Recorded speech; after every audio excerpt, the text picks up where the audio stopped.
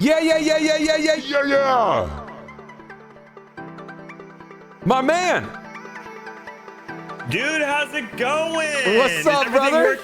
Everything working on your end? I think we're all Gucci, man. This has been a fun experience because normally I do like a full night setup beforehand, but dude, the way we did this on the fly was so efficient and express today. I loved it. I loved it, man. Dude, I wouldn't say I'm a professional. I'm at best a mediocre, part-time, semi-pro sweat in the Sea of Thieves, okay? That's what you're working with. Semi-professional, part-time, swiggity sweat, big, huge, miggity, massive. Yeah. Yo, everybody, thank you for coming and hanging out. If y'all are on Hippo's side, if y'all are hanging with me right now live, or if you're listening to this on YouTube after the fact, or on any of the audio platforms that this will get uploaded to, guys, thank you for joining. Thank you for hanging out with me. We are joined with an awesome creator, Sea of Thieves partner, and dude, I would love, the intention of today is so that we become great friends. We go friends. Yes. Let's get to great. We're friends. We need to become great friends because we've only sailed together one time before this. One time. Yes, but that one time you stole a gold hoarder skull. We stole a gold hoarder skull. I picked you up. I was on the ship. You did. The loot ship. You did. I think we have a photo of that somewhere. I could probably pull that up. Dude, remember that photo you took? It was gorgeous. Yes, the photo you took was like award-winning photo level. Like send that into Rare, and we're gonna get some cool sales or something. Like that photo was delicious. It was one of the best photos I think I've ever taken, dude. Guys, thank you everybody for coming and hanging out. If you guys are on Hippo's side, nice to meet all of you guys. I'm Alex, and for everyone that's on my side or is listening to this podcast after the fact, guys, we're joined by Hippo today. Thank you so much, everybody, for listening. Guys, Party Boats and Thieves is a podcast experience brought to you and fueled by Madrinas Coffee. Bro, you got do you have a coffee with you right now? I need to go get one, actually. I already had one, and it was stupid good, okay? Like, dangerously good. Like, I'm not kidding, okay? Like, I'm already pretty hyped. I know you're not, dude. I know you're not kidding, man. There's a reason why we started this coffee company, because we figured out how to make it delicious, insanely caffeinated, and get you perfectly going for every single day. So it's like, man, the intention was I needed to get you hooked. Big. Well, you son of a got me hooked, okay? You son of a beautiful got me freaking hooked, dude. I need to bump your volume a bit. Guys, if Hippo's volume is a little low, just let me know. I just cranked it so basically as much as I could. Talk louder is what you're saying, right? How's this, everybody? Is this good? Is Hippo, can y'all hear him? Are we delicious? Are we good? Hello. He's good on our end. Awesome. Guys, good. Hippo, if you want to go grab a coffee, we can crack it. We could cheers it at the same time. I would love to. Can I also play a Hype It song for you? Yes. Always. Okay, so this was made by somebody in my community, and my chat absolutely loves it. So I'm going to play it for you. You can mute me if you need to, but here it goes.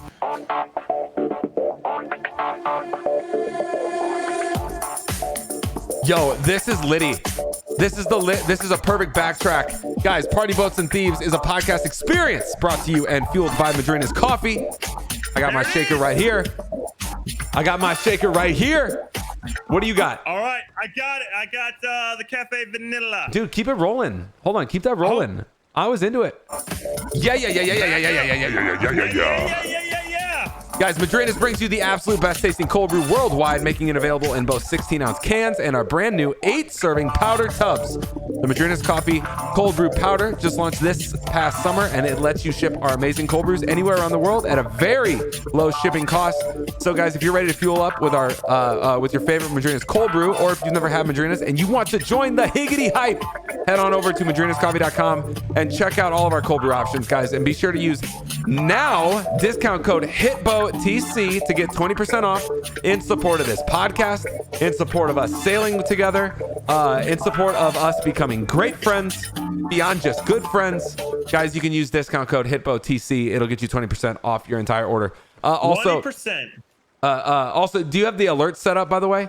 If I not, don't have the alert set up, but I'm gonna get the command. That's right. The command, guys. Doesn't matter if you guys want to support Hippo. If you guys want to support this podcast that we're recording today, discount code HITBOTTC, and that'll get you 20% off your entire order. All right, what do you want to do today? You wanted to slay the shrouded ghost, about 6 of them. Yeah, I was thinking 6 might stretch it a bit. I was thinking 5 minimum. 5. Okay. We're gonna go out. We're gonna also. Mason and I tried to find the shrouded ghost. We couldn't do it. So Hippo and I are gonna try to find the shrouded ghost. But we're gonna actually find it this time, though. Yeah, like just a couple, Loki. Yep. Awesome. Brother, if you want to crack that can, I'm going to cheers mine right now. I got the powder. I'm drinking it in our... I got it right here. In our shaker. Boom. Guys, and if you guys got a drink with you, if you guys got a coffee, if you guys are drinking anything, raise it up. Cheers it with us. We're attacking this podcast this day and this weekend with a positive heart, mind, and spirit. Let's do it. Cheers. Yeah, yeah. Cheers, dude. So good. So dangerously good, guys. All right. I'm going to just be very honest. I've had a lot of coffee today, so I'm... If I get a little too caffeinated, right, I want you to stare at the camera and chug it right now. Chug this right here, this mocha. I'm gonna chug half because I still want to enjoy some, but I will chug. Okay. It's about a third. I want to enjoy the rest. Perfect. I'm gonna enjoy the rest. It's a slow sip. You don't want to like. I'm gonna enjoy the rest, dude. I got ice in there. It's gonna give me a brain freeze. I'm gonna be a little extra about it. Tiffy says no chug. All right, man. Let's go find this thing. And hey, let's go hunting. Before we dive into because you know how this is set up. I love to hear all about you and you know your background as a creator and where what got you here. I'm just gonna let you know right now, Alex, that this is probably gonna be the most disappointing episode of the podcast. So if you afterwards you're like, I don't know if I want to post this one, I will understand. There is not a single episode that is disappointing. Every single person that I've had the pleasure of speaking to, doesn't matter. Doesn't matter the background. Doesn't matter the intricacies of the stories. Just getting to know anybody and everybody in the Sea of Thieves community is dope. Your story is going to be incredible, guaranteed. But I appreciate that. I'll do my best. But but hold on, can you tell me a little bit about what was going on in that last server, real quick? Yeah. So I've been looking for new ways to play Sea of Thieves. Normally, for the last couple of months, I've been doing sneaks and steals, where I'll just kind of server hop around. Yeah. And look for people to kill. Can you just casually? Oh, you're already coming back. Okay, never mind. Anyways, check the emissary board. Is that what you wanted? Yeah, I was just about to say. I mean, there's a galleon over at. Wait, where's the galleon? The galleon with an emissary flag. Let's do it. Where is it? Where is it? Right there to our left side. It's right over there. What is that? Crooked Mass? Is that Crooked Mass? Crooked Mass? All right, let's do it. Galley Emmy. Yeah. Yeah. Just okay. Sorry.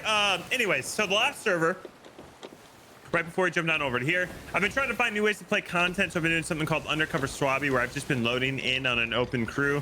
Ran into a kid that was hilarious, providing some quality entertainment, and we just kind of went with it. So that was open crew stuff. Yeah, it was just open crew. Yeah. Bro, you got to be careful with them open crews. You never know who you're gonna run into. Those kids were toxic, dude. But no, he wasn't.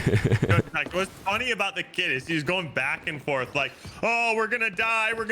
2 seconds later, we got this. We're gonna die. This is easy. We're gonna die. Dude, he's learning how to be confident.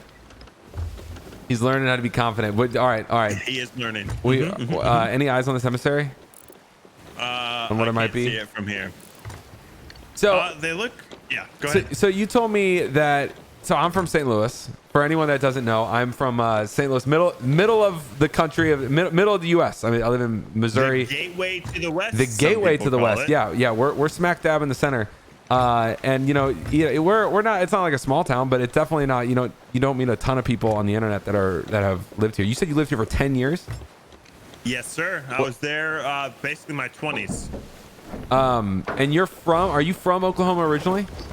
No, I was born and raised in Michigan, in a suburb of Detroit is where I was at. Are you a University of Michigan fan?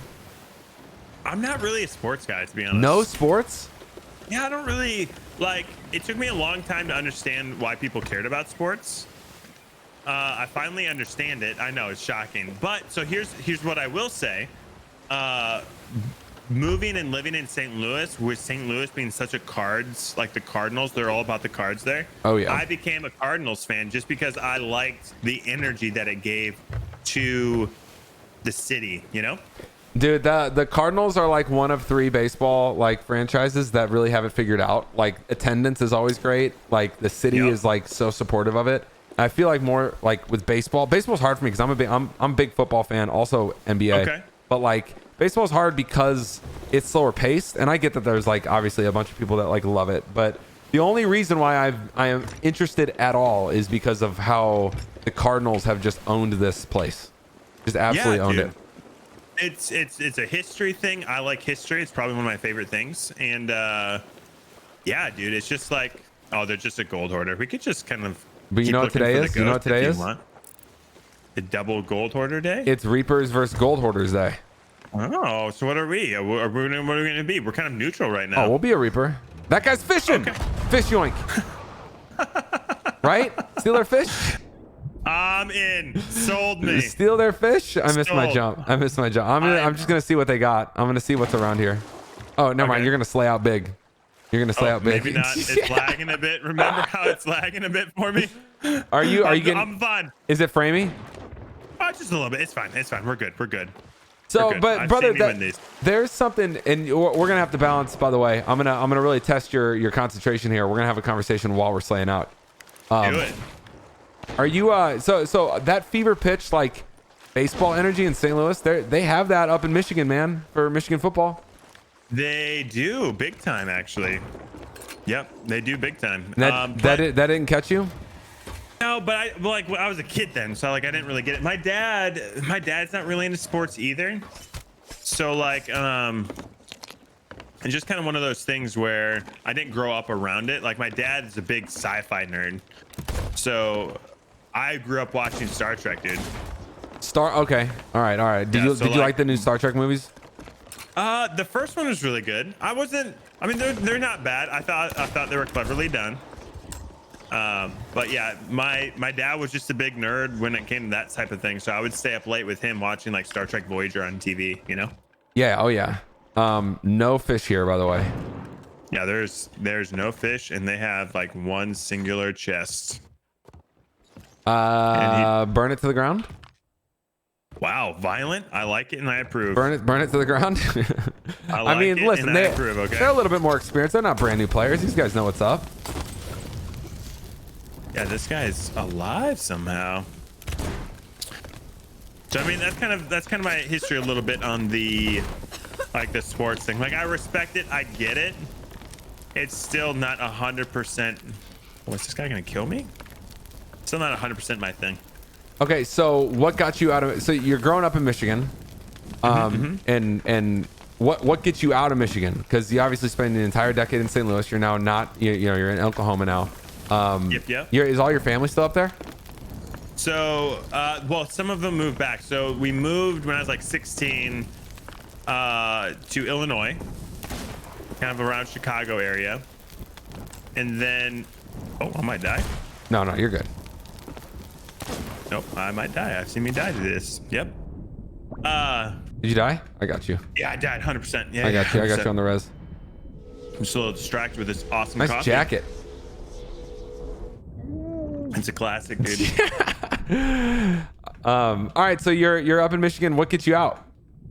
My dad got a job, my mom got a job, and we moved kind of around because it was right around when Detroit crashed. So my dad was looking for new work. Oh, and yeah, so we yeah, moved around Chicago, and we were there until I moved to Missouri, where I lived in St. Louis for 10 years. And then me and my wife, my wife there, got married there. Lots of love for St. Louis. Oh, heck yeah, man. Dude, you did so much here. Yeah, dude. We call it our love city. Like that's where we fell in love. Me and Mrs. Hippo fell in love. Wait, did you guys? So your whole family up and left Michigan and relocated to St. Louis? No, they didn't go to St. Louis. Okay. I did. Just you did. Okay. They all stayed in around the Chicago area. Yeah. Got you. Yep. Was it a school thing? No, it was a job thing. Like it was a big job thing. Like they really wanted to find some work, and we wanted to kind of get out of Michigan because Michigan was kind of on that downward trend. So, anyways, yeah, that makes sense because it crashed. The market crashed there. Oh, don't worry about my revive, dude. Oh god. This ship's going down like a sweet muffin, by the way. It's going down big. We're gonna have a little flag for us to turn in.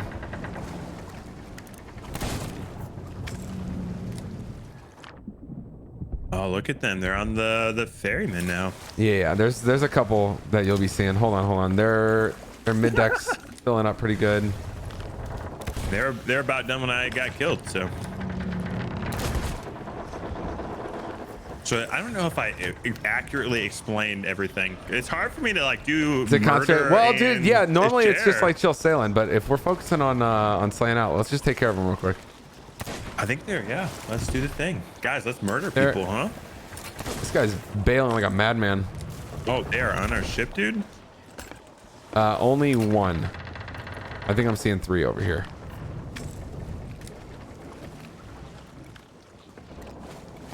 You only got one over there, right? Yeah, he's dead. All right, dope. Yep. Shot him in his dumb face. All right, here's this guy. If you pull our anchor up and just ram these guys, they'll be done. Okay. yeah, they should be done. They just need a couple mid decks to go with those lowers. It's Reavers versus Gold Hoarders, so it's like anybody that has a Gold Hoarder flag, we need it. Yeah, we gotta steal it and kill it and do the thing. Do you get to pay attention to a lot of the events that they do? For Sea of Thieves? Yeah, like the event hub and all that. I should pay attention more, but I don't as often. I actually didn't even know that this was a thing until today. Someone said something about it. Yeah, someone said that to me today as well. And it's Reavers versus Gold Hoarders. I was like, what's that? Yeah. All right, they're done. Full clearance. Boom. All right, level 2. All right, so let's rewind it back just a couple moments. Yep. So Detroit, obviously like 08, 09, gets hit pretty hard. Michigan gets hit pretty hard. Yep. And your family uproots, heads to Chicago. Yep, goes to Chicago. Dad gets a job. Mom gets a job. I graduated high school in that area, and then you get a job and move to St. Louis. Basically, yep, 100%. Okay. So then that's where I stay for a good 10 years. Find Mrs. Hippo there. Fell in love there. Got married there. This guy's throwing a keg over. Not anymore. Oh. Not anymore.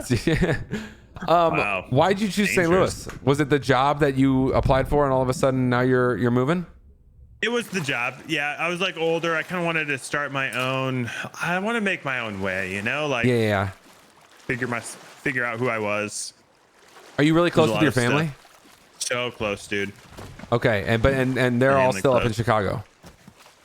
For right now, yeah, they're looking at trying to get out of Chicago and move into some other areas. But yeah, for right now they are. So you're really close to them. Do you get back up to see them often? As much as I can, yeah. Chicago's a great city to go visit. Yeah, I actually don't know if you know this. So I started streaming because every Tuesday night it's actually been 8 or 9 years now. Every Tuesday night, me and my family play video games. So every we Tuesday started night? Every Tuesday night. So it started with this idea because me and my brothers. So I come from a big family. I have 5 sisters and 2 brothers. A lot of people don't know that. 5 sisters, 2 brothers. 7 siblings. I come from a big family. Yep, 7 siblings in total. We're all very, very close, and my older sister got married, and we wanted to get to know him a little bit better because we were all kind of around. Scattered. Like I was in St. Louis and scattered. Yeah. We're all scattered around. So we want to get to know him a little bit better, so we started Tuesday night game night, and that is kind of how we started streaming. My little brother Lobo, he's like, dude, this is funny. You should post videos on YouTube. So I started doing that, and that's kind of how I got here. So you'd have like what? You have your mom and dad and your 7 siblings. You do have like 10 people because you said it was your sister's husband as well. So you'd have like 10 people all gaming, just hanging out.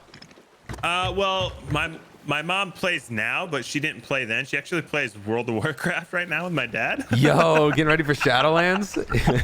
Dude, I'm so proud of my mom. Okay, so my whole life, as a gamer, like when you're in the middle of something, like you even knew it, like for this podcast, you're like, hey, I can tell you're in the middle of content. Wrap it up. Take your time. No worries. Oh yeah. Like when you're a kid, you're almost done with the quest. Like you're almost ready to go. And then like your mom's like, hey, I need you to come up here and finish this. Mom, give me 5 minutes. Mom, please. And she's just like, no, now. And you're like, oh, and you lose it. Well, now my mom understands that. And in fact, so much so I was so proud of her. I called her and she didn't pick up. She usually picks up when I called her.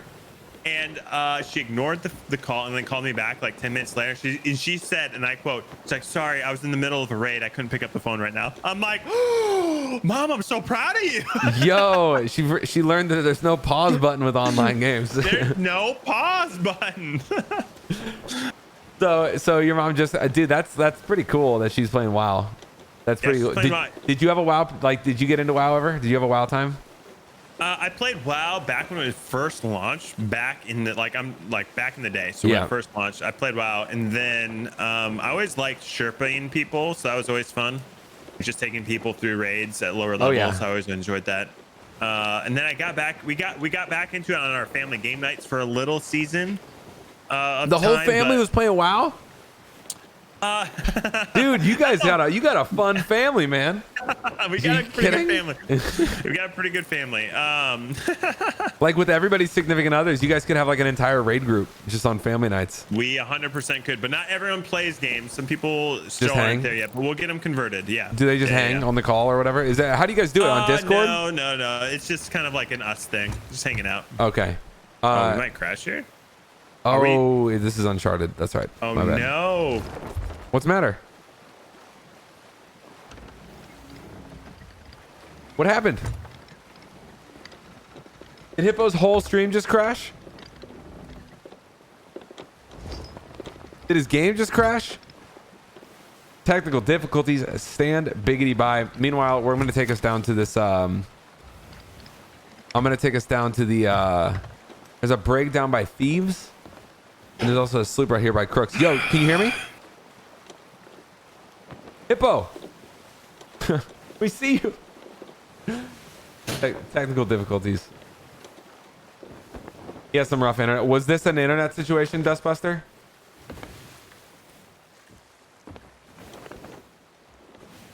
It's all right. In the meantime, y'all, we're just going to hang out. We'll just hang out. We'll go slay out some more. We'll go hang out and go slay out some more. Bad internet at the new place. Hold on. He just needs to put his headphones on. He'll hear us. Can you hear me? Hello, yeah. We got you. We got you. Oh my goodness. Welcome to 8-Bit Bo. This is the kind of crap I have to deal with, Alex. Wait, hold on. Is this an internet thing? Yeah, my internet just crashed on me, dude. How often is it crashing on you? It just moved into a new place. I was hoping it wouldn't happen ever again. Yeah. Is it you got a house or an apartment? An apartment. And see, like, I just actually got a new place as well. Like basically same time in like I just moved in like a week or two ago. And so like I used to have crashing issues almost every single day, which is, unfortunate because obviously that like stressful, dude. It like, it kills so much momentum that, you just have, as a streamer when you're live and you're building on, content.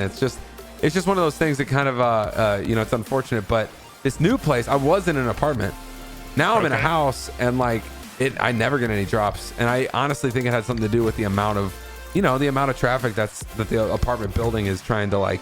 It could be. Is trying to deal with. Are we all good on your side of everything? I want to make sure everything's kind of back up. We're all Gucci over here. Solid, dude. Okay. We're all Gucci.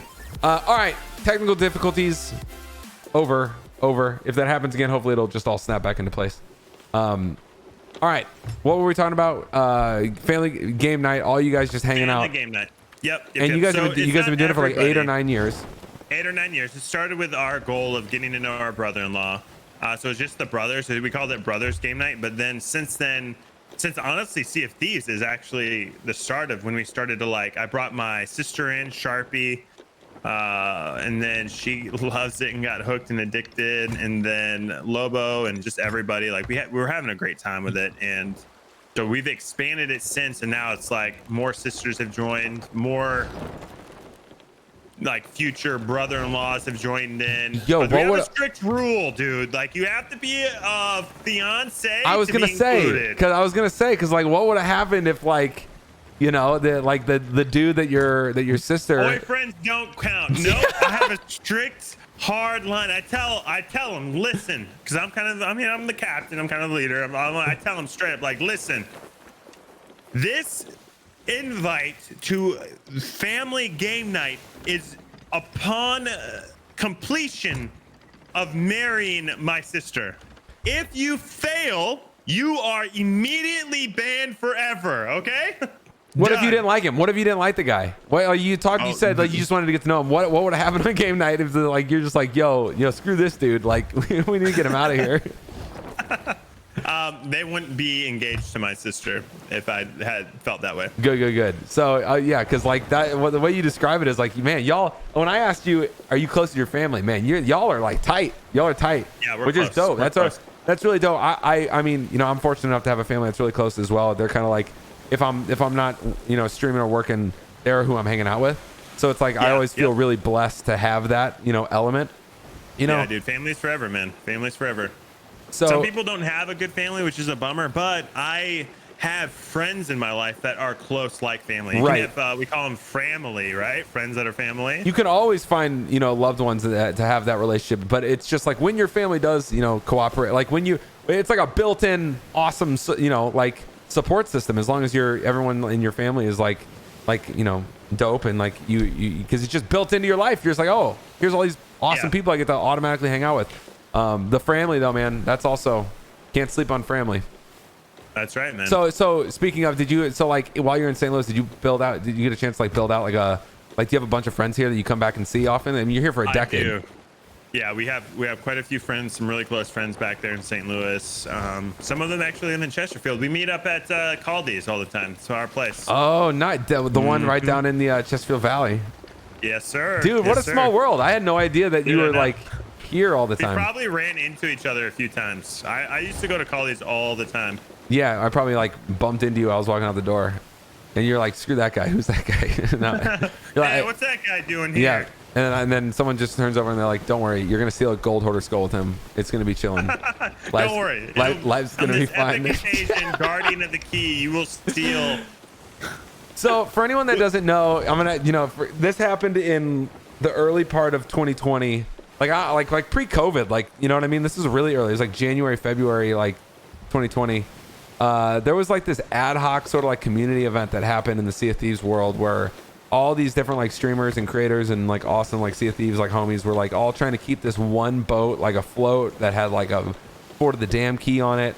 So it's like everybody was trying like their best to keep this thing afloat for like, and it stayed up for like 3 days or like 2, you know what I mean? Like 3, it was like honestly like 72 hours is nuts. And everybody in like, there was like in like the Sea of Thieves partner Discord, everyone was like communicating like who's gonna take it next? Like someone's gonna hold it for a few hours and like pass it off. Of the Key, it was crazy. Yeah, they called it Guardians. Like everyone just kind of like on social media, just started like on Twitter and stuff, called it Guardians of the Key. And Hippo and I, whenever it was like, whenever we like offered up our services, we got it together. Yeah, we got it together. Hold on, I have something weird happening on my end with the I don't know when this happened. Hold on. Was this a fort, by the way? There we go. We got it. This is a fort. I think they're loading up right now. Solid, dude. Let's get some boom booms. Just a little. There we go. We got it.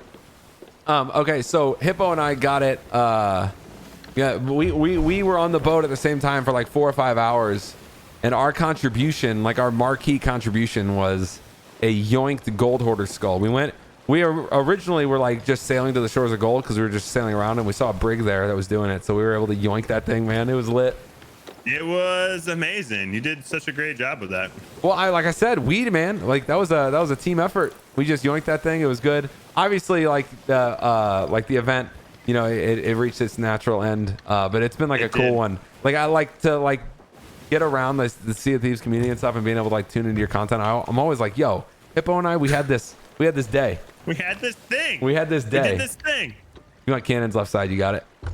Let's try that. Do we have chain shots? No chain shots? Okay. I might have a couple here. Oh, yeah. Let's... Watch this. Watch this. I've seen me hit these, dude. I only need one. Watch this. Hit them. You win. You like Mason says, you win these. Okay, maybe One more. Maybe one more. Maybe one more. Maybe. Oh. You got it. Okay. No. Oh. You got it. You got it. Did it not? Nope, it didn't. Nothing happened. That is dirty. No, hit Reg. That is dirty. Get over there. I'm gonna go for a board. Yep. You got it. Yep. Anchor down. Good work. Okay, I might die here. I'll be over there if you do. Yep, their anchor is down. I'll try to keep them off with the cannons. Dude, sloop is normally not my ride. My one is down. No, you're good. I love this sloop, dude. Is that what you run? That's what you run with all the time? The sloop is my thing. It's my jam, dude. All right, there we go. All right, dead, done. Fort loot. Does it look like fort loot? They don't have any. What do? They have some. So they definitely opened it. No mega keg upstairs. Not any supplies either. These poor guys. They are swabbies. Okay, so y'all are doing your family game nights, getting to know Yep. like all the in-laws, like everybody, like all the fiancés and everything. Yep. And when does Mrs. Hippo get introduced to the family? When do you when you're living in St. Louis? When and how do you meet Mrs. Hippo? How does that come to be? So game night started after me and Mrs. Hippo got married. Oh, that started after. Okay, so did you guys meet each other pretty quick when you moved down here? We were friends. We've known each other over a decade.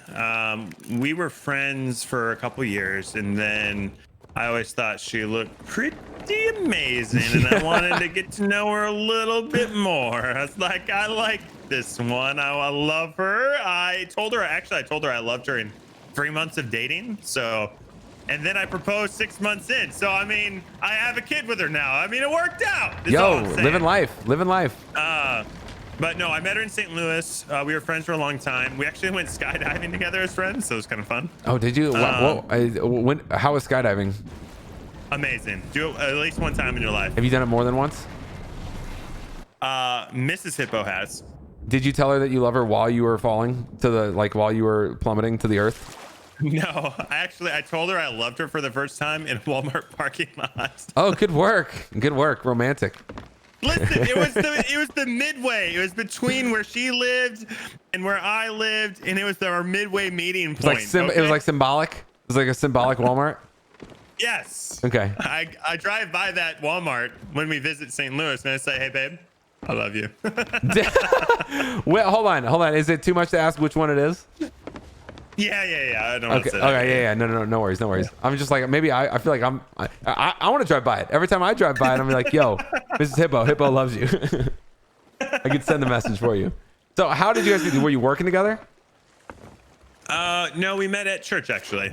Oh, you met at church. Got it. Dope. Yeah. So we met at church, and then that's kind of where we were first introduced, and then we were kind of like a friend circle. And so then from there, we just kind of stayed in touch and kept the conversation going. And then a couple years later, then finally got the nerve to ask her out, and here we are.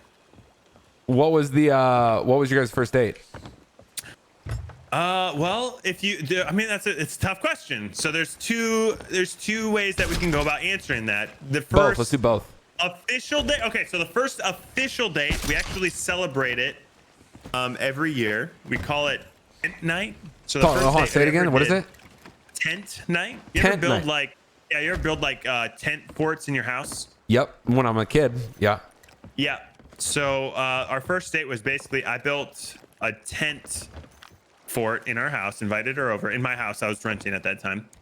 Invited her over, and then we watched 50 First Dates. I cooked s'mores inside the house with like those little like candle cooker things. Amazing. And then we did what else did we do? I low-key made s'mores in my house last night, by the way, so I'm driving with you like on a real spiritual level. Yeah, Go on. So that was kind of our first, and we watched 50 First Dates. So it's Pan actually clocks. a tradition. It's a family tradition that we do. We watch 50 First Dates every year on that day, and as we call it tent night. So we're gonna raise up our son with that tradition. Yo, you got like super like family tradition values like built in. Yeah, like, dude, I'm a big family guy. I really dude, am. I mad respect it. So there's tent night, and then what's the other one? So that's like the official first date. The non-official kind of first date was we went to Bob Evans. Dude, ain't nothing wrong with Bob Evans. That's a good. Dude, that's actually Bob a good Evans. one. That's it's actually a good breakfast. That's a good. Dude, that's you did well. You did well. Bob Evans. Get some hash browns. Bob Evans. Yeah. We got. I forget exactly what I ordered, but yeah, we got breakfast. Okay, so you meet in St. Louis, like you said. You're like, yo, you love this chick, and then you're like, yes, I want to ask her out, and then the future is just basically paved with gold at that point. So that's cool to hear. That's cool to hear. 100%, man. And marriage life is the best life. Find somebody that you love that loves you back, and then spend time with that relationship and invest into it. So so you're in St. Louis for 10 years. What gets you out of St. Louis? Why you ultimately move? You're down in Oklahoma now. So it's like, what got you there? So it's kind of like it's kind of like a long story in that one too. Well, not long. Well, we got time, brother. We're sailing for like another hour. Like a wrap around. Let's do it. So we got an opportunity to move out to Oregon, and at that time we didn't have Junior with us. Sorry, I looked down and read my chat. Someone said something really funny. Probably legal pot brought him to Oklahoma. Wow. No. Or Oregon. Maybe it's legal there too. Maybe just the legal brownies. Yeah. No. Well, I don't even know what I'm doing. Okay, so we had the opportunity. We got a job opportunity for Oregon. We didn't have Junior at the time, so we're like, oh, let's live a little bit. Let's live a little bit. Let's go for it. What's the worst that could happen if it doesn't work out? We move back is kind of what we kept saying. So we went out to Oregon. We stayed out there for almost 3 years. During that time, we had Junior. So he's born out in Oregon. He's our little Oregon baby. You spent a good amount of time out there. Yeah, like 2 to 3 years. Yep. Were you in the Portland area, or were you like further south? Southern Oregon is kind of where we were at. Southern, like that. We visited Portland. Portland's good. Dude, like it's Medford, so like that area. Yeah, no, I was about to ask, were you all the way down in Medford? Like that, the drive from Medford to Portland, like it's so beautiful, gorgeous, dude. It's beautiful. As far as like drives that are landlocked, because I say this, I have to qualify it, because like if you're driving by the water, it's gorgeous. But if you're doing like a full landlocked drive, like road trip, that drive specifically, like driving up I-5 throughout Oregon, is like the most gorgeous that it gets in the country.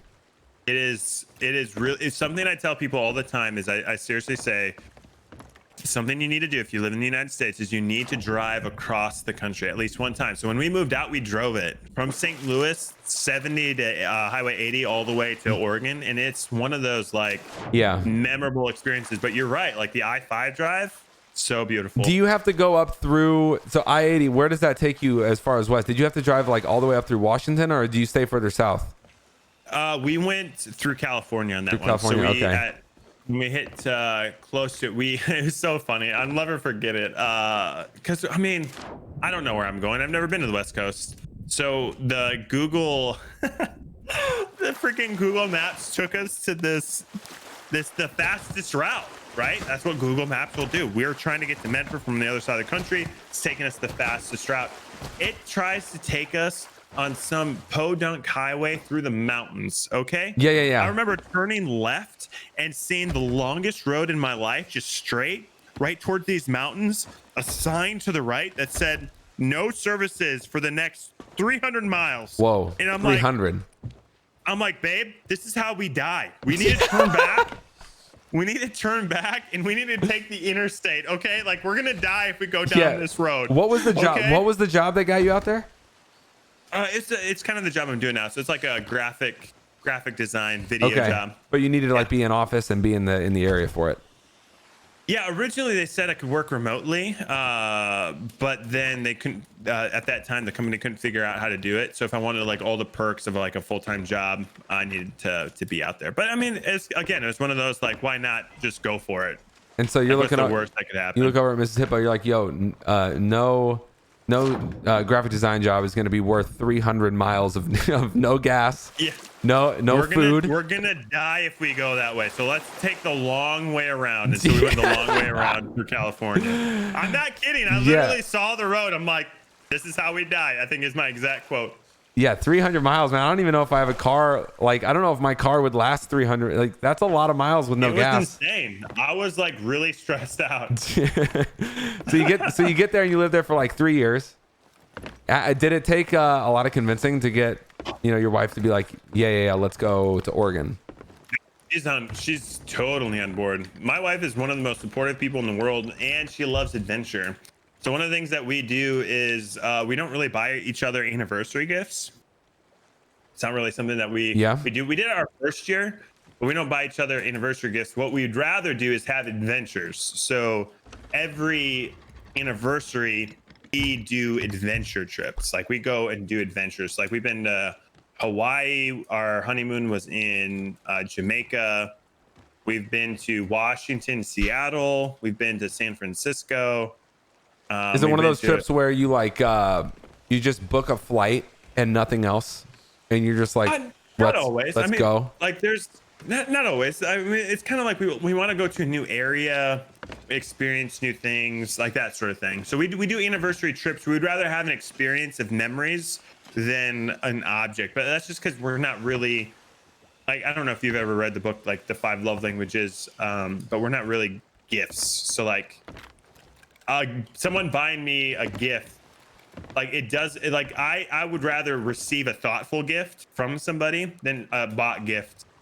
But at the end of the day, I would rather just have an experience too, if that makes any sense. I'm kind of weird. I'm a weirdo. Well, so then what you're saying is I shouldn't have sent you coffee. I should have hand delivered it myself. No, because no. That meant a lot. It meant a lot. But see, this experience that we're having right now means more to me. But now that I'm drinking it with your coffee, oh man, it's even better. Yeah. Getting lit, man. Thank you again for coming out and doing this. And everyone on Hippo's side, guys, thank you for bearing with me. I asked Hippo, what it was like a week ago. I was like, yo, you want to do this? You want to hang out and sail? And you were just down, man. Thank you for being down. Yeah, you caught me in the middle of a crazy time too. So really, is right now crazy for you? No, it's slowing down now. But yeah, we had to like find a new place to live last week. So when you messaged that to me, I was in transition. Like, wait, so this move was kind of like it wasn't really planned. No, not well. Oklahoma was, but I'm currently in an apartment. Right. We were staying somewhere else before, so there was something that came up. We just kind of had to move out, and then that was kind of last minute. So within a week, we found an apartment. so this whole, I mean, that's awesome. You got, as far as like your partner in life is so supportive. Was Mrs. Hippo, was she way down when you said, hey, like this game night thing we do? I'm gonna turn this into more content for more people, and I'm gonna start making this a thing that I do like daily. Was she instantly down? She was very down because she saw what I saw. So she's always been very supportive of me, just personally, like on a personal level. She's always been super supportive of me. I've always been kind of a hustler throughout my life. Like I've always been like somebody that has been pushing hard and doing multiple things, and just like that's just the kind of the person I am. But for this thing, it kind of came out of nowhere, dude. Like, it's just like... Yeah. So like, how do you start? So what year and how do you start making content? Like you specifically, what did you do and what was your first move? And like, yeah, I mean, did you think that it was going to be a thing that you invested this much time into? No, I didn't at all. I didn't think it at all. I started, let's see, we started, I think, in May 2018. Started making YouTube videos for Sea of Thieves. Like I said earlier, my little brother Lobo, who I was playing with, he's like, dude, we should make videos out of this content and just post it on YouTube. People would find it hilarious. I had about 20 or 30 videos posted before anybody really saw, like before I got any traction. So up to that point, like basically all the subs on the YouTube channel was me, myself, and the 13 other accounts that I made. Yeah. Pretty much. Yeah, you're like, at least you're like, if someone's gonna stumble across, I gotta have them not see 0 subscribers. They gotta see something. Yeah. And then the video that got me traction was actually, I posted a clip of it to Reddit, and it was like I encountered a really salty pirate legend. And this is back in the day where salt was like, it was there, but it wasn't as prevalent. So like when you posted a salty video, like it got really huge views. Right. And then Reddit loved it. They ate it up. And then that's kind of how I started. Because Reddit's pretty toxic itself. So, I mean, obviously Reddit loved it. So you post, like you're just playing Sea of Thieves. Have you always done the PvP thing? Have you always been about sinking ships? I've been more so lately. Back then it was fun. Because honestly, one of the things I love the most about Sea of Thieves is the combat.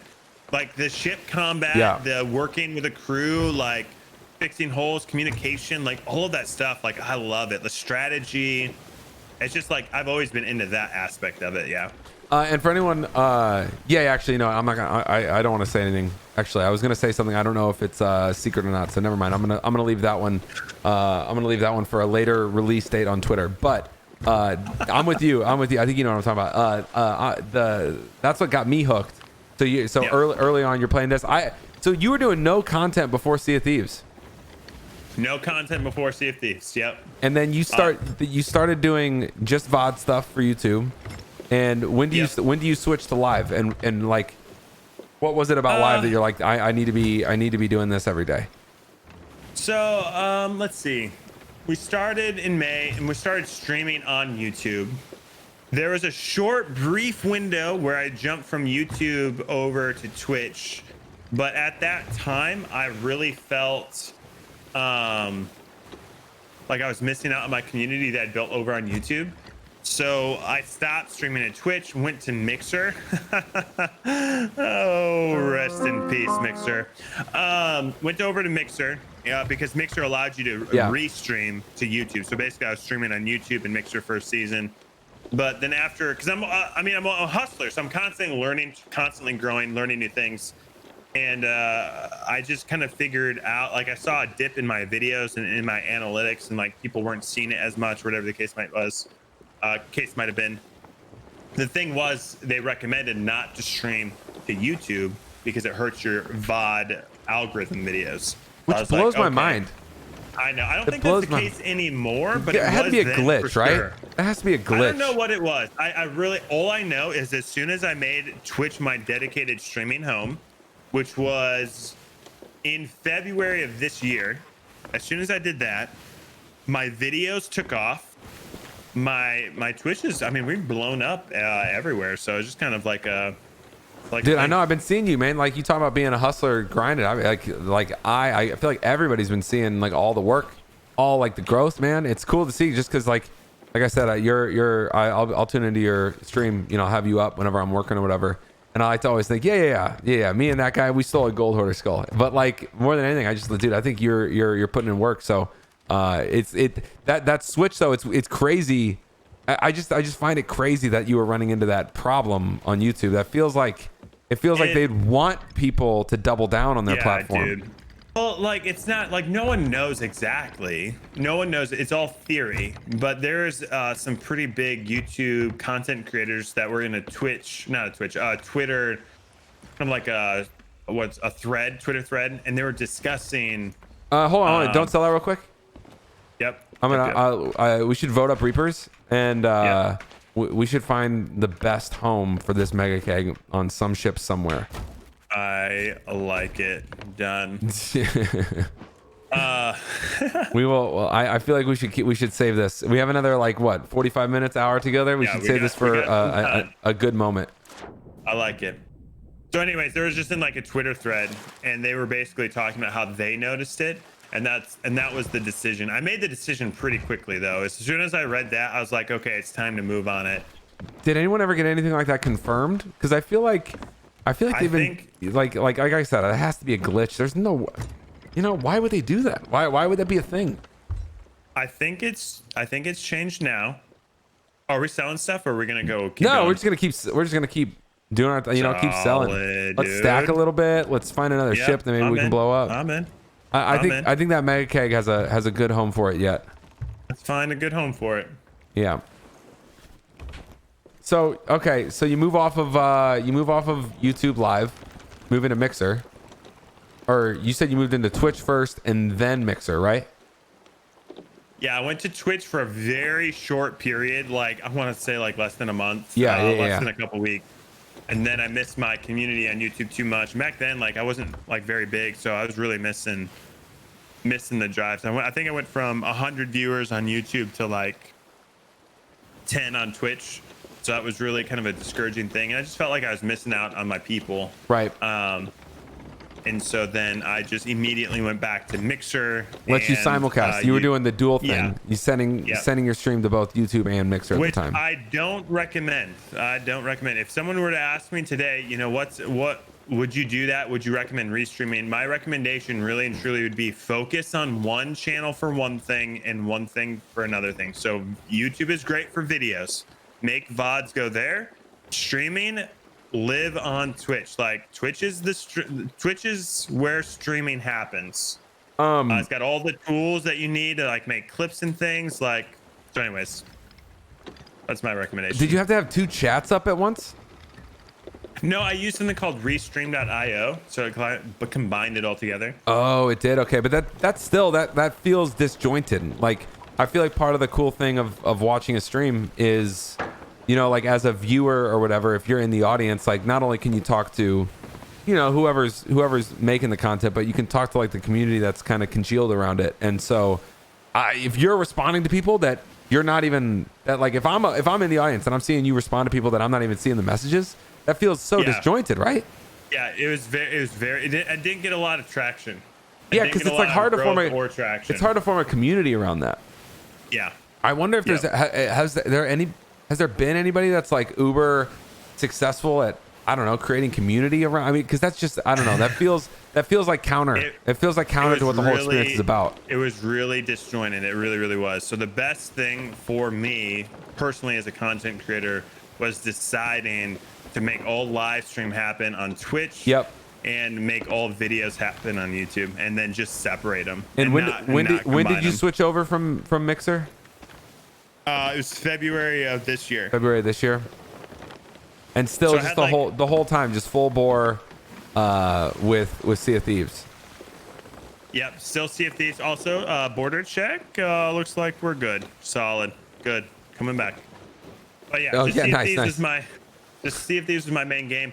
But so I'm talking about this a lot. You kind of see it now with some Sea of Thieves creators, but I would love to do this kind of thing for more full time in a capacity, but being I don't know, call me a nerd or whatever, but I'm probably a nerd. I can't. We're all nerds. You can't like go full time. It's not recommended to go full time on one game. So I'm trying to strategically move the channel to expand beyond Sea of Thieves. Not that I'm ever going to stop playing Sea of Thieves. I love Sea of Thieves, but like expanding it beyond just one singular game. And that's how you'll create that longevity for the game, for your channel that you want. So if you're kind of like a Twitch streamer and you're trying to like make it or whatever, try not to get so laser focused into one game, because you'll find yourself kind of where I'm at, where most people just know me for Sea of Thieves. They don't know me for other games. So if I'm not playing my main game, people, now this isn't necessarily true, but I'm more known for these other, like more known for Sea of Thieves. So my numbers dip and all those things. So as long as you kind of work through that, talk to your community, like my hit crew knows, everyone that's a hit crew member, they all know this because I share with them. It's like, listen, trying to expand, trying to grow. We need to expand into other games if we're going to do this long term. So hang in there with me.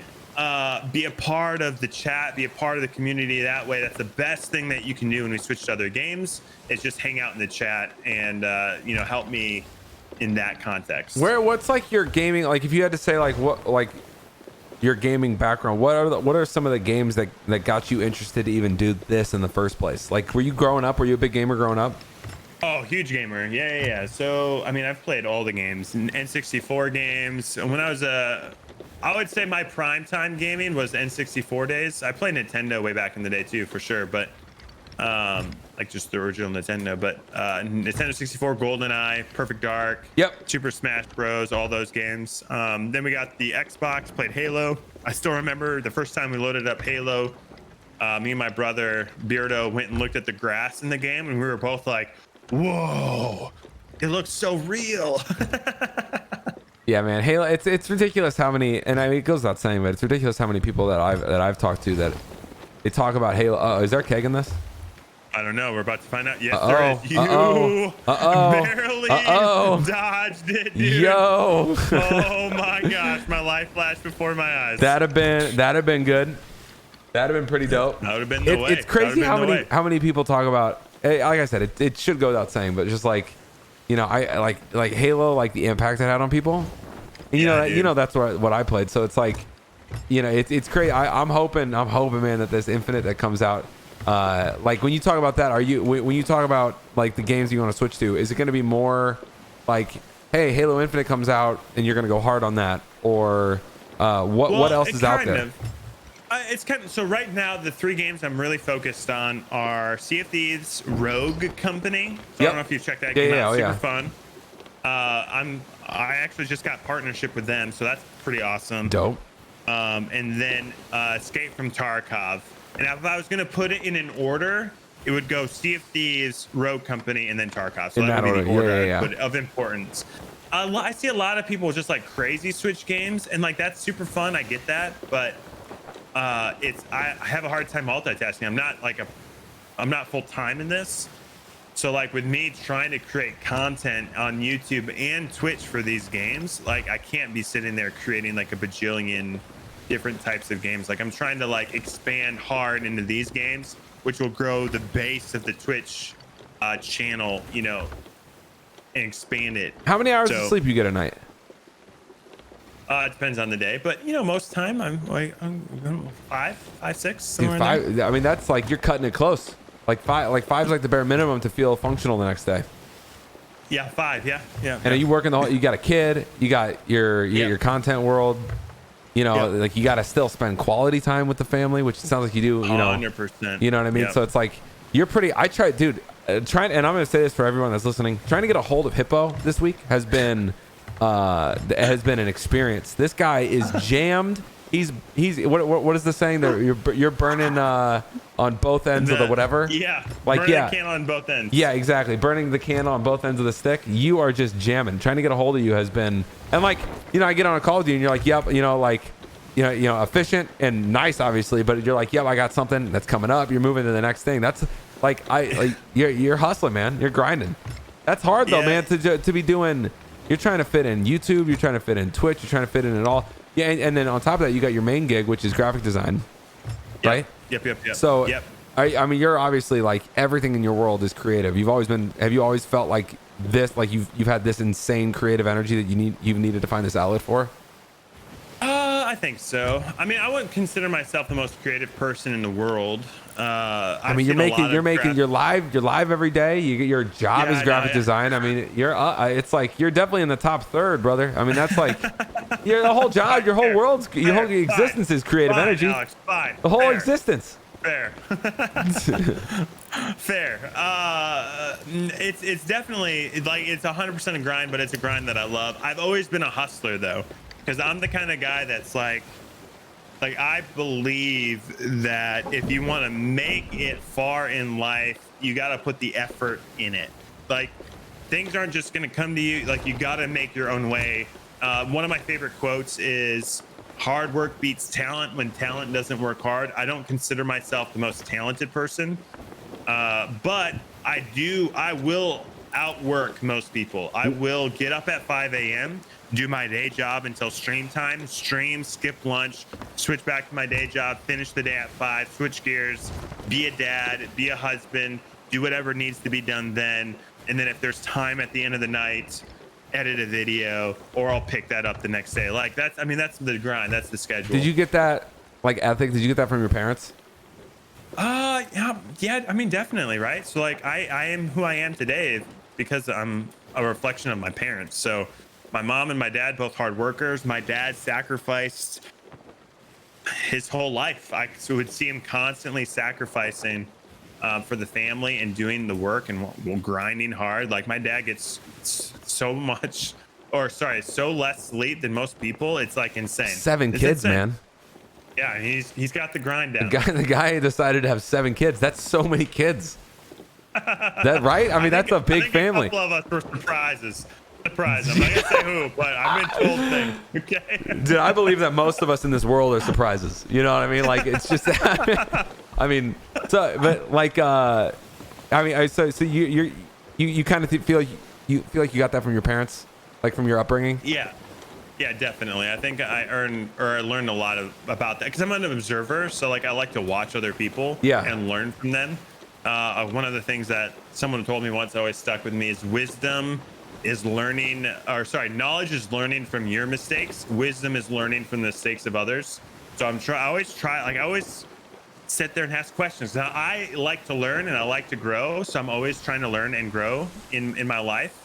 So even with like Twitch streaming, like Fuzzy Bond, another great content creator, I throw a lot of I listen to him, I watch him. I've learned a lot from Freemason just by observing what they're doing, kind of engagement that they're doing. Like you can learn a lot from good people and you can learn a lot from bad people doing the wrong, like not the right thing. And it's just like I like to watch and learn is really what it is. It's dope you have that skill. I feel like I can only learn from my own mistakes. So dope to hear that you're able to learn from others. Maybe I'm gonna go out and try to make 2 or 3 for you. That way, well, it's you can still learn from your own mistakes, but I mean, you can learn from the mistakes of other people too on top of that. So you're like double learning. Yeah. All right, you see this brig right here? Yeah, is that where the keg is going home? What do you think? Is that the keg's home? I think we should just like ram it and then shoot it from the backside of our sloop. Thoughts? I love that thought. I'm immediately like, I don't really have any thoughts. I'm more thinking about the action. I'm more thinking about, all right, okay. like that was, like that was. Ram them. Yep. And then we'll shoot it from back here and just watch it blow up. It'll be epic. Okay. I feel like we also just passed the sloop and there's this. Yep. So here's what I want to do. Is this Moros? Are we at Moros? Where are we? Yeah. We're not at Moros, but we're in the Devil's Drawer. All right. Dude, I'm telling you, Ram, this is perfect. This is it. This is the one. All right, we got it. This is the home. I want to see this action here. Yo, we need to go. You know what we need to do? We need to go up to the Shores of Gold. Okay. What? We need to go up to the Shores of Gold. After, like, let's blow the ship up, and then let's go get the Shroud Breaker. Okay. All right. Sounds good. I'm in. I'm not even gonna ank. Oh, look at this. I'm not even gonna ank, and I'm gonna let you pull the trigger. We're gonna ram them and then blow it. I want you to shoot it. I want you to shoot it. Okay, fine. I'll shoot it. Here we go. They won't even know it. Here we go. Blue 97. The wow. That is an effective kegging. That's all I'm saying right there. I think you got the job done. Let's go see what they're working on. Dude, they're like insta full. That is an effective kegging. They're like insta full. I don't think there's anybody here. Starter ship or no mats. All right, good work. Let's head to Morals. Let's get the strawberry. Have you done all the tall tales? Yo, can you hear me? Yes, sir. Yes, sorry, sir. Sorry. I think I accidentally just muted myself. No, you're good. I do that all the time. Literally. That got the job done, man. Oh, holy crap. Yeah. Have you done all the tall tales? Yes, I've done all the tall tales, but I've only done most of them one time. Let's go get the strawberry. They weren't working on anything, by the way. What? They didn't have anything on the board. There was nothing there. Do you even see anybody? What in the world? Okay, I totally hit that too. Okay, my chat saw the hit notification. It was a shared bullet. It was embarrassing, actually. Right. Let's go see if there's anybody doing it, because we haven't seen a lot of people on this server. Like we've seen a couple ships. Our south. You want to say hi to them? We could definitely go say hi to them. All right, let's do it. I'm surprised we didn't take a lot of damage on that, to be honest. It doesn't really do a lot of damage on the Bowsprit, man. Like it's pretty chilling. Like obviously. Do you remember when it used to be like insanely deadly though? Oh yeah. It got like nerfed kind of. Putting the mega keg in the crow's nest is now like the worst thing to do. Yes. You know, it's so punishing. Yep. All mass down. You know, it's a beautiful sight to see though. Oh, it's the best. I hope everybody keeps doing it because I do. You know, I play a lot of golf like that. I just take a swing and boom, all master down. So all right, basically what I'm hearing then is you know, obviously you love Sea of Thieves, but you're kind of jonesing to get into some other stuff. Yep. It's strategic, right? So like the game plan, the dream is to do this full time, but I don't want to risk like, so Mrs. Hippo stays at home. She was a math teacher. Yeah. And she stepped down to be at home with Junior. So I don't want to risk her having to go back to work for my dream of doing this full time. So I'm just kind of watching we're watching and waiting to see how it goes and when we're ready to make that switch and have it be in a way that doesn't put that at risk. Because I would rather work 2 jobs for the rest of my life and allow Mrs. Hippo the ability to stay home and pursue some other passions of hers, instead of having her to go back to work. Like, I think it's so important that my son gets that time instead of having to go into daycare. Now, I know some people have to send their kids to daycare, and that's totally okay. Like, I know that's like a thing that some people have to do, and I get that. I respect that. We have good friends that do that, so nothing wrong there. I just know for us, I would rather work 2 jobs, 3 jobs, whatever it takes to make that happen. But I would love to make this full time. So that's all strategic. That's all like me saying, hey, for us to do this, here's the average that we've made over the last 6 months. Here's what we could do with our budget. All of those things, if that makes sense. And you're kind of on a grind for that. That's like that's your stretch goal right now. Yeah. Yep. It did, and also, like I said, dope that you get that full support of your partner, that you get to kind of chase that. Are you is graphic design, is that like your current, like you talked about like your day job, is that what got you to Oklahoma? Yeah, so they let me work remotely. So I work remotely for them from Oklahoma. And then how'd you guys choose Oklahoma? How'd you end up there? Oh, that's where my wife grew up. That's where my wife grew up. So Gotcha. yeah. Okay, that's where she's from. Yeah. So that's where she's from. Yeah. Bunch of family down there. Yeah. So she's grew up in Oklahoma. We met in St. Louis. We moved to Oregon, and then we moved back to Oklahoma. I didn't realize that that's where she was from. That's what got you there. I thought it was a job thing. I don't know if I said that. I don't know if I said that. Yeah. So but I mean, like, graphic design, was that always something that you knew you wanted to do also? Like, was that like your like when you're in high school and you're starting to enter your 20s, are you like, yep, this is for me? No, it was kind of like I spent a lot of my life going after something that other people kind of put on me, I guess. Like, it wasn't really what I was passionate about, but I thought I was passionate about it. What was it? I don't particularly want to say. Oh, you're fine, man. You're fine. But a lot of people are like, hey, you're really good with people. People find you funny. You should do this job. And you do great at it. And so then it wasn't necessarily the thing that I wanted to do, but I didn't know that then. And so graphic design kind of came out of this place where nice shot. That was a miss. We're 2 for 2. Okay, there we go. There we go. This poor guy. He looks like a suave, dude. We'll probably just leave him. Look at this poor guy. That's what does he even have in the water here. I don't know. I think he saw us coming, so he ditched his loot. Let's see. Yeah, he's just got a captain's chest. Yeah, he's just doing a regular gold hoarders. We can let him be.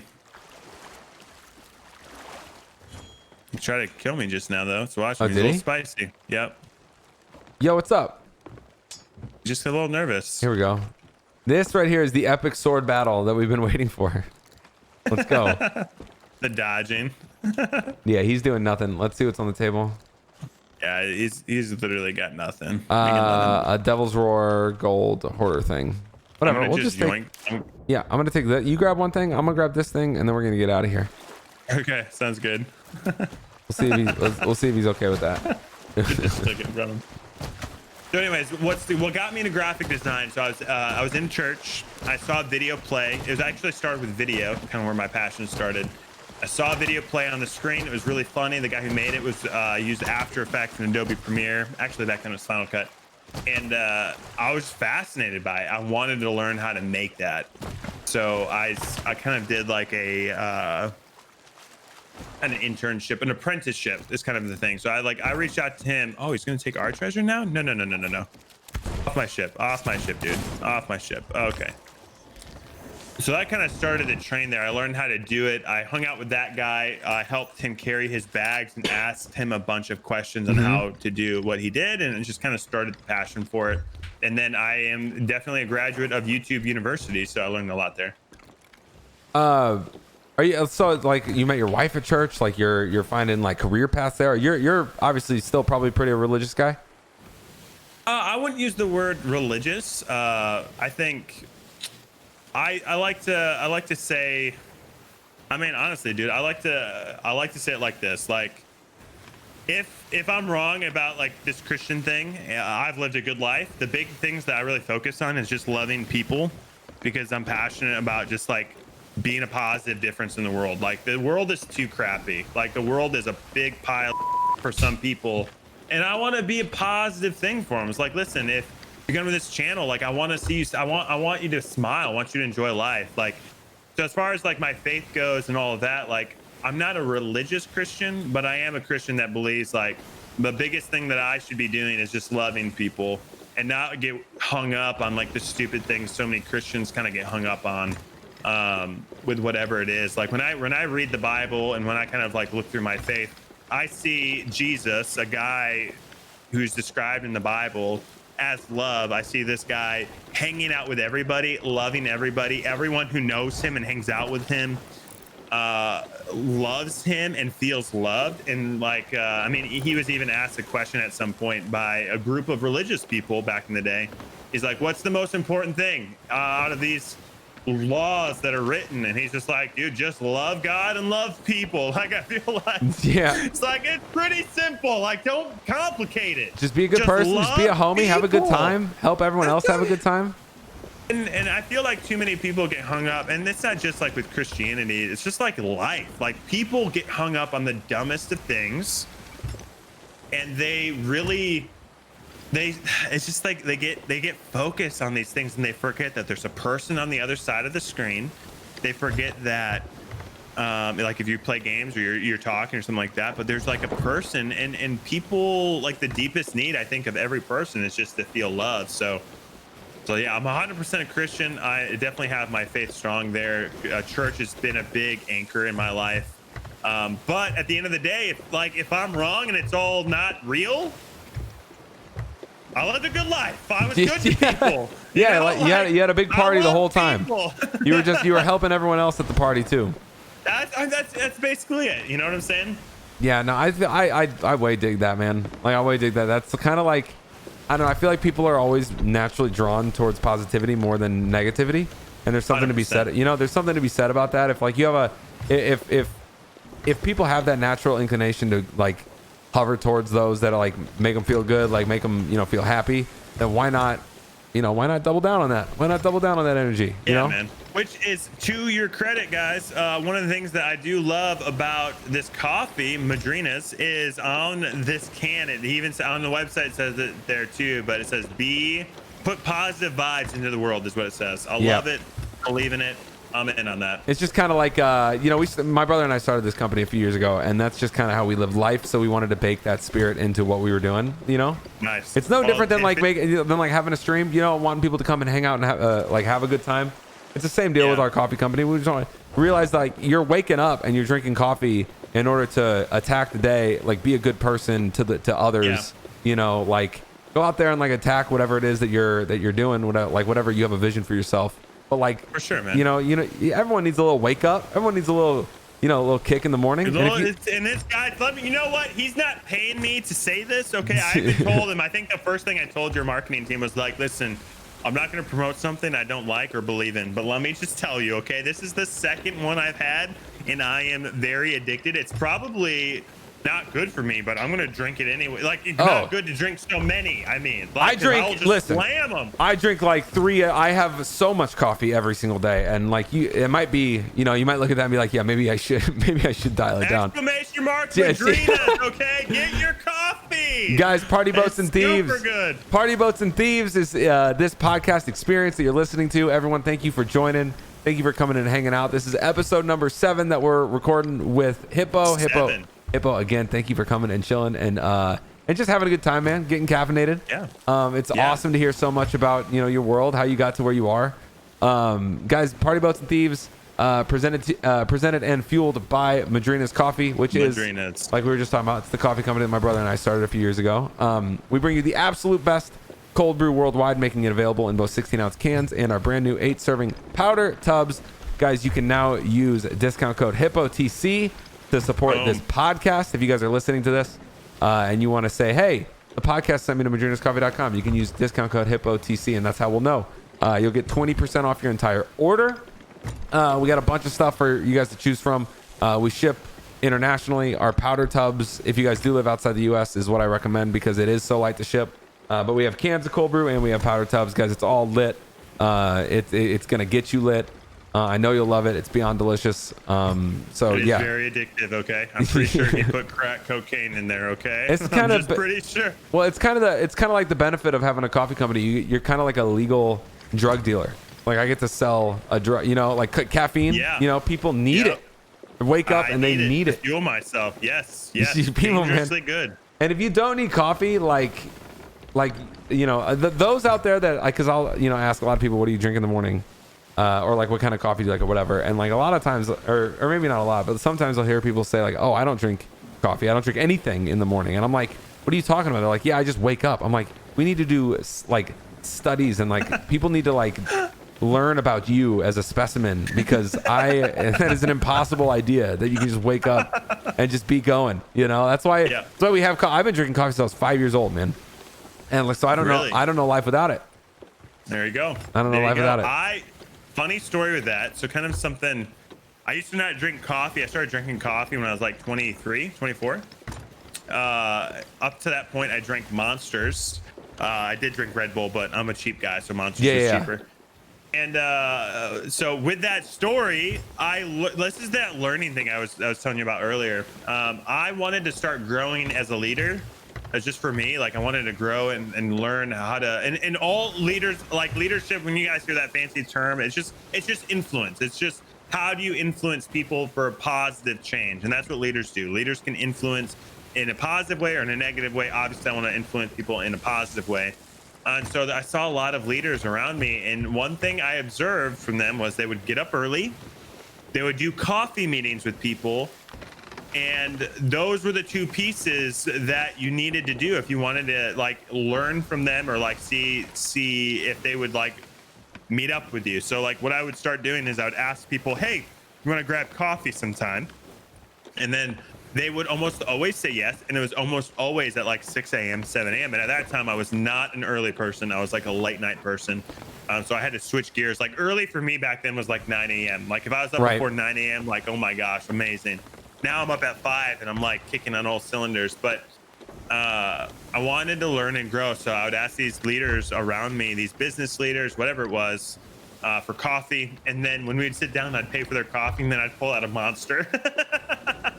So hold on, how are you getting connected with these people? What like was it for your was it just this idea that you wanted to learn more about like how bettering yourself? Was this just more of like a general thing? Myself, generalization. I mean, certain. So like one was like a big construction worker CEO. Like he owned a construction company. It was fascinating. But one thing I observed from him is like everybody, all of his employees, everyone loved him. Like they supported him, his vision. He was about like making a difference again in the world of construction and like doing things right was his thing. So I was fascinated by him as a person. And like he did a speech at like this business leadership thing that I was a part of.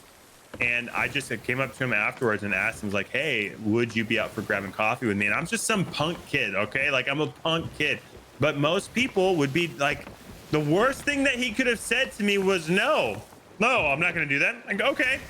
Whatever. I asked, I tried, but he said yeah. And so like it's just kind of like a betterment thing that I still do to this day. Like I want to grow and be better at what I do, and there's a lot you can learn something from anybody. I mean, one of my favorite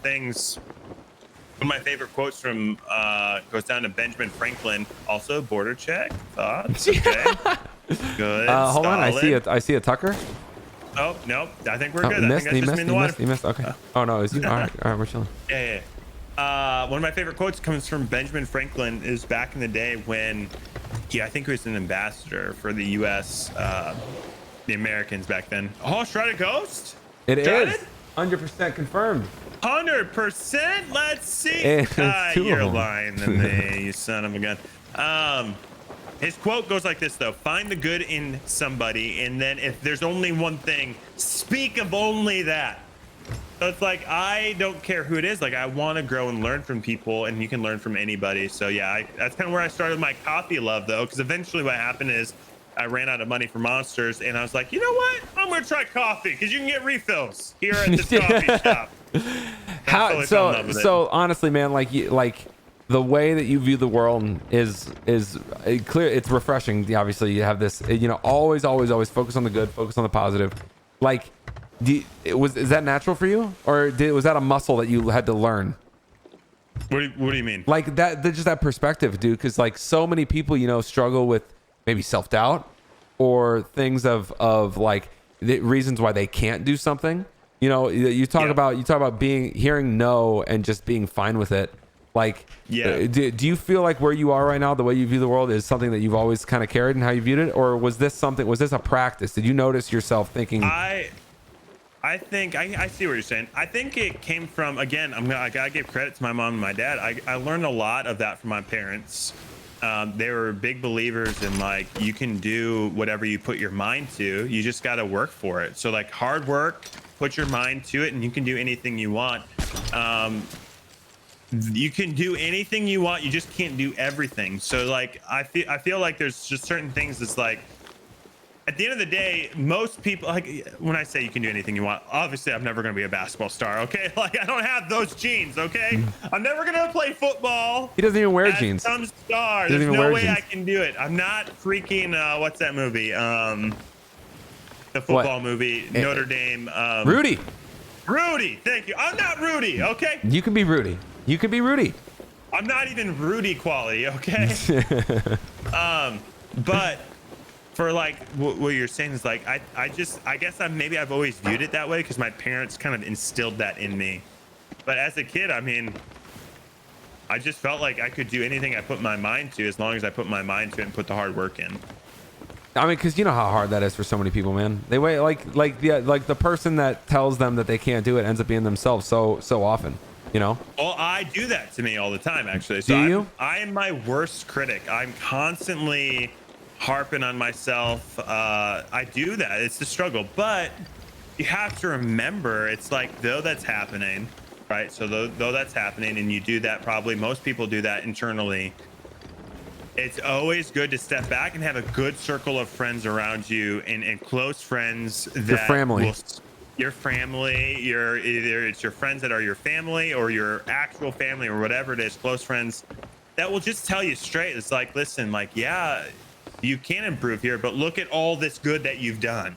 Like, don't lose sight on what you are doing. Like, it's just, those are the people around you when you are in a bad space or in a bad bad mindset or whatever. Like, they'll help pull you out of it. So it's like, you can't do it alone. Like, I didn't do all this alone. Like this YouTube channel, the Twitch channel, like all these things, the Discord, like this is definitely not something I've done or built by myself. It's been a combination of all of these amazing people around me supporting the vision that I've put forth for the channel. I mean, that's what it is. What is something that you feel like maybe like your community or people just in general don't know about you, but you would love it if they did? Say that again. What is something that like maybe your community or just people in general don't know about you, but you would love it if they did know this about you? What is something about you or your life or whatever? That's a tough question, dude. I don't even know how to answer that. I mean, I share most of the things with my community. Pretty so open. Like it's just about your whole world. I mean, to a point, right? So like, I do like a level of privacy on my personal life. So I do share certain things, but some things I kind of keep close to the chest just because it's a privacy thing. Like me and Mrs. Hippo and Junior, like I want to keep some level of privacy as long as possible. But to that point, like I always say on my channel, like I like to keep things hot, humble, open, and transparent. Like I'm a pretty open person. I like to bring people in on the journey and all those things. So like to keep things humble, open, and transparent. Yeah. That's pretty cool. That's cool. It's that just means that everyone knows everything about you. Like to keep it open and transparent. So there's no answer to the question, goal, right? Like, there's no answer to the question. I don't want to hide anything, like in the sense of like there's no dark secrets of HitBotc out there, like I've learned in life that the things that you hold in secret like that are things you don't want people to know. There's two things about it. One, it keeps you trapped. So there's close friends in your life that you can share. If you trust them, share it with them and get free from that crap that's holding you down. But then two, like, I think my story helps people grow and stuff. So like, I'm fascinated. This is awesome. This Love is it. fun. I'm in love with this. Easy peasy. We're turning right around. But I feel like a story, like your testimony, your story can help people. So like, I've had so many people share like, man, Hitbo, you sharing that thing the other day or whatever it was, is like, that helped me in this way. Like, really, I can't believe I got me out of this thing or this mindset or whatever. So it's like, your story can help people, and I like to help people. So like, I'm not shy, I guess, of it, you know? Is that kind of what keeps you hitting go live every day? Is just like that feedback you get? That Yeah, like, I mean, it's pretty crazy, but like, I just got a, sorry, this is Karen. We're fighting Karen right now on a sloop. Fortunately, they nerfed it for the sloop, so it's like, I know. it takes like 2 seconds to get out. Oh. At least it doesn't wrap anymore, right? Yeah, no, we're good. I killed the tentacles, so we're good. Solid. Back sick. to business. Yep. Man, that's so quick. It's ridiculously nerfed. What was I saying? I mean, like, what gets you? You're talking about that, like, that feedback or whatever. Oh yeah. So I just got a really insane letter from a fan of the channel, and they basically shared like, I'm not gonna say their name or anything, but they basically shared how they were in a dark spot. Their job was really stressful, especially during COVID and all these things, and they were trying to find an escape. They found the channel through one of the Twitch drops, and they basically locked into the message of what we're doing here. And they said that I was able, through the shenanigans that we do in the games and all the things and the excitement and the energy and the positivity that we bring to it, they were able to kind of break free from that, which I thought was just so cool. And he's like, I don't mean to get sappy, but like, this is what it is, type of thing. And I mean, that was pretty awesome to read and to hear. And there's been tons of messages like that. So I mean, it really is cool. Like, some people use this platform for like a me thing. Like, because the camera's on them.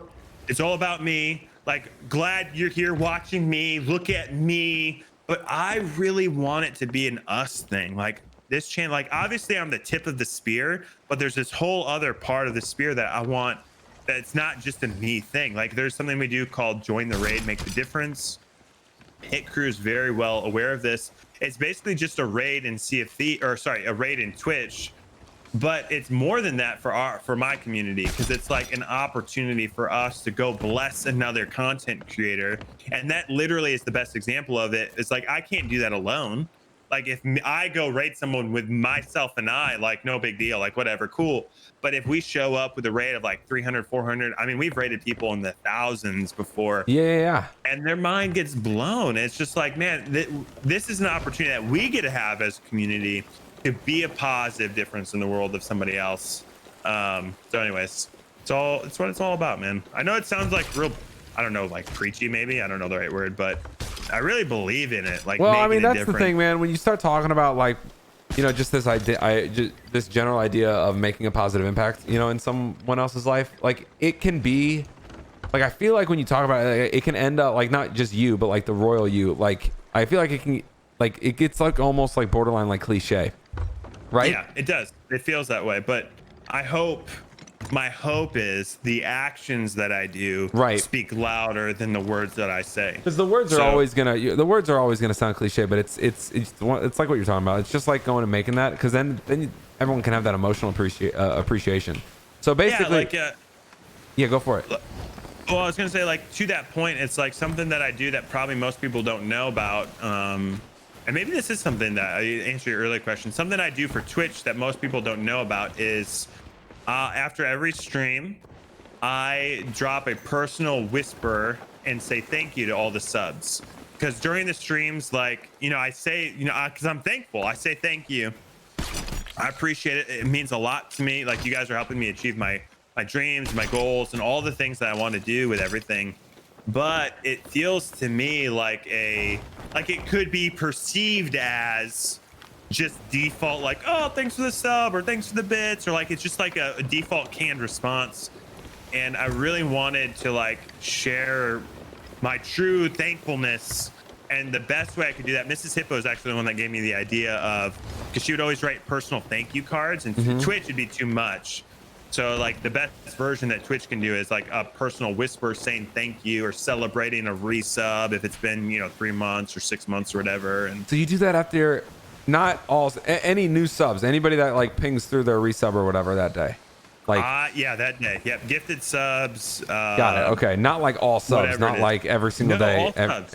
Every day. No, but every not day, like all like of your hundreds or whatever, like the amount of people. No, just for that day. Yeah, just for that stream. Just them for that day. Because like initially you said it, I was like, dang man, that's like you're describing hours of work.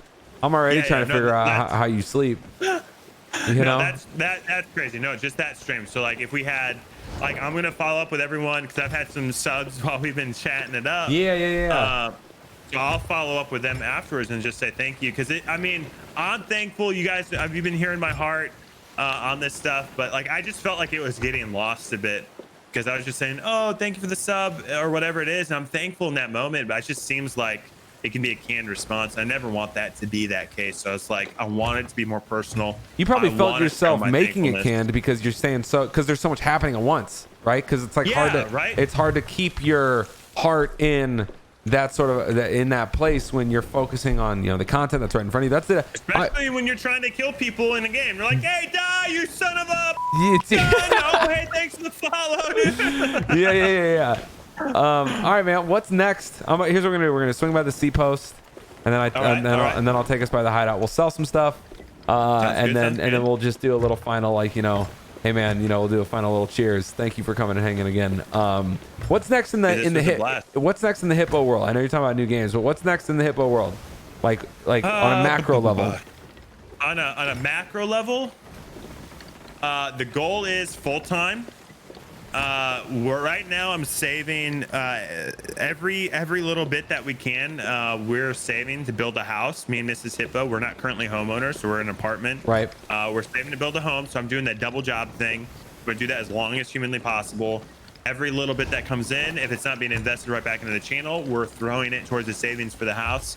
So we are talking, and we're strongly going to keep the plan that we had. Like I said recently, we had to find a new place to live, so that kind of changed our budget a bit. Yep. But we've determined to, like, I think we're at that point where we're just going to go for it. Like, we believe it's going to work out. We're going to go for it. We're going to have a little bit of faith that it'll work out. So that's a big piece, but that's a piece to the bigger puzzle of I want to do this full time. And so once we lock into the house, once we move in and things settle, that's when we can really start having that conversation of, okay, what does full-time content creation look like? This is what we've been doing the last few months, average. Can we work that budget, et cetera, et cetera? And then that'll be the deciding factor. So the big picture macro is to kind of get this thing full-time. But before we do that, we got to have that house piece first. So that's kind of what the first goal. And then the second goal is time. Are you guys are you and the wife, are you guys looking at, like, watching the data pretty closely, like daily? Are you staying really close to, like, the data side of your whole content, like the I keep a general idea of what's going on, but I kind of review it month to month, and that's kind of what's going on. So like when I make the decision full time, it will be based off of the last 6 months average. So I'll take the last 6 months, I'll average that out and say, okay, this is the average that we've done. And then I'll base going full time off that if we can do it, right? So like we'll have a house at that point. We have a son. Like, again, it's all those goals coming together. It's just all this stuff, right? It's constantly going in my head. It's like I never want Mrs. Hippo to have to go back to work. Right. I want her to be able to stay at home. So I would rather still work 2 jobs. Yep. Or do like content creation and then side work, you know, because I do website design, branding, graphic design, videos, all that stuff. So it's just like I could work that angle, but I don't know if that answer your question. Yeah, like macro. No, I get it, man. Like there's, you know, you want to lean in heavy into content, and it's going to take a little bit more to get to that point where you are, right? Is that kind of the full gist of it? Yeah, that's the full gist of it. And I recognize really early, well, I recognize big time now, is like to do all of that too on top of it is like you can't invest in just one game. So that's kind of going back to what I was sharing earlier. And why, honestly, guys, if you're here watching this, you're watching this on YouTube, wherever you are, I'll say this just in a general statement. Streamers have, as a content creators, we have this like anxiety that's pretty baked into us when we start branching out into other games. Like we're always like wondering, like, will our communities go with us? If you love a streamer and you're passionate about what they're doing, because I mean, in Sea of Thieves world, dude, Alex, I mean, there's so many amazing people. It's really hard to like. Oh yeah, man. I always like throw names out, and then people always like remind me of names I'm forgetting. And like top of my head, Fuzzy, Captain Falcor, you, Crowtuck, you got Pace 22, you got BBXH, you got.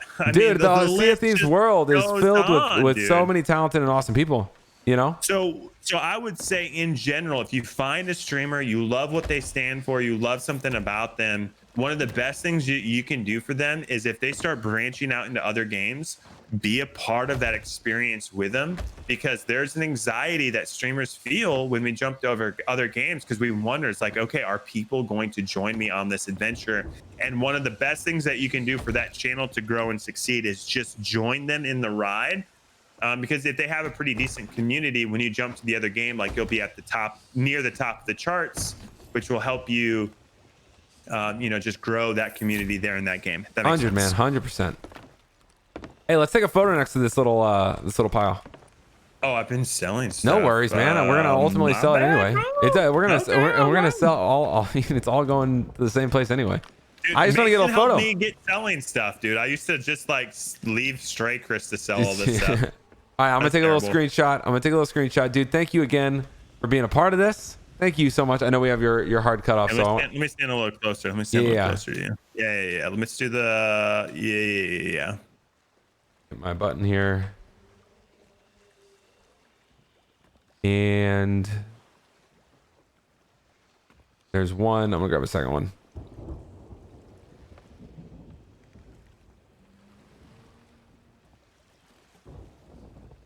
Got it. Nice, dude. Very, very nice. Yo, thank you, man. Thank you for coming and chilling. This is a blast, man. Thank you for having me. I really enjoyed this. Hopefully I didn't talk too much. The point is that you need to talk a lot. Okay, so then I did a good job. You did a good job. You did. I just want, like I said, man, the coolest thing about like the Sea of Thieves world is that it's filled with so many awesome people. So many people that are like really talented, right? So many people that are really cool. I've thought very highly of you and everything that you do, but it's hard to match up schedules. It can be hard to match up schedules, to be matching up schedules. So this right here, Party Boats and Thieves, is a podcast experience that's designed basically just to connect with more creators, man. Connect with more people. Connect with more people that make this Sea of Thieves world so cool and so fun. I know it's like, you know, we're not like there's more to like everyone's content than just Sea of Thieves, but Sea of Thieves is, you know, is something that connects all of us, right? So having this opportunity to just sail and chat and get to know everybody, and like today just getting to hear your story and like what got you here wearing this awesome Obsidian jacket, spitting into this mug. It's dope, man. It's dope. Yeah, pre-order. That's how I got here. Let's go. All right, let's sell. Let's get this in. I like it. So you've been playing since the beta? I pre-ordered it. I've been watching it since then though. So like I was watching early on. I think the 2015 trailer got me hooked. Really? On what this game could have been. And so the thing that got you hooked, the reason why you've sunk so much time into it, like initially, was like you were talking about earlier, like the ship mechanics, working as a team, and all that kind of. That's the stuff that kind of sold you. It's like an open sandbox pirate game. You can be whatever you want to do, you can be whatever you want to be, and then like the experiences that we had initially, and then it just kept growing and becoming things. Like I've had so many amazing, funny memories and stories in this game that I've not had in every game I've ever played. So there's aspects of Sea of Thieves that's to this day, there's no game quite like it. Yep. Like I say this a lot. Game quite like it. I say what you're saying a lot. It's like it's a unique one. It's a little ahead of its time, and it really has no rival in the market. The closest thing to it is Tarkov. Yeah, it really is, and the reason is because you load into a raid, you don't know what's going to happen. Nope. It's like I could get my head blown off in 10 seconds, or I could kill a Chad and then make it out with the most insane loot of my life. Yo, have you been playing Tarkov with Mason? Yeah, I have been. Yeah, because I've been seeing you guys put a lot of time into it. Rogue Companies also looks really dope. Yeah, I still have yet to play it. Rogue Company, next time, dude. If you want to play, just like not podcast, but just play a game. Rogue Company just came free to play. Super fun, dude. It is super addictive. The mechanics in it are fun. It's quick games, little short burst, little like short burst, round by round. Yep. It's a mix of like Counter-Strike Go, where you have to buy stuff, but you keep it with you even if you die for the next round. So you're just slowly building your character up. The rogues are all the different characters are unique, and they kind of bring their own special kind of thing to it. It's a third-person shooter, so people are like, "It's Fortnite." It's not. It does. No, listen, it has similar gunplay mechanics to Fortnite from what I've seen. Like, it definitely looks like it has like that little kiss of Fortnite's. I don't know. I haven't played it, so don't take my word for it. It's just from what I've seen. I think the only thing that is remotely like Fortnite is the fact it's a third-person shooter. I think that's it. So really, okay, cool. Outside of that, the game is like, that's the only thing it has in common with Fortnite. It's a very fun game, very fast-paced. One of my favorite things to do is throw katanas into people's faces. Okay. Big, huge, massive. Yeah. I was just told, yesterday, that my clip of a 360 spin katana kill showed up on Summit 1G's stream. That was pretty awesome. That's dope, man. Yo, but I mean, of games that we could play together, not podcasting, not yet. Just any morning that you feel like you want to be a part of a Galleon server hopping experience, pop on over, man. Pop on over. Listen, this is an open invitation. Our morning party boats that we run in the morning, it's like anybody can come and join. Anyone that we're homies with that.